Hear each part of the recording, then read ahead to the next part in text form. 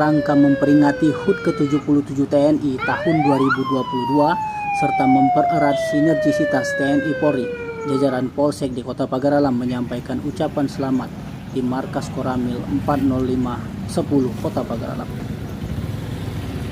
Kedatangan Kapolsek beserta anggota itu disambut langsung oleh Dan Ramil Kapten Infanteri Effendi Simarmata dan menerima tumpeng ulang tahun sebagai simbolis bentuk ucapan selamat HUT TNI ke-77. Dan Ramil dengan rasa haru mengucapkan terima kasih kepada Kapolsek beserta anggotanya atas segala perhatian yang sudah berkenan menyempatkan waktu untuk berkunjung. Hal itu diakuinya sangat luar biasa, seraya berharap silaturahmi antara TNI Polri tetap terjalin guna saling bahu-membahu melaksanakan tugas.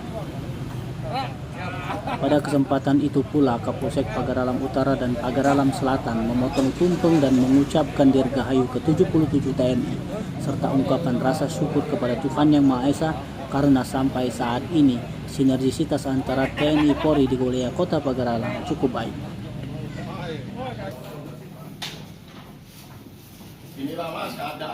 Tim Liputan Sumsel ABTV melaporkan.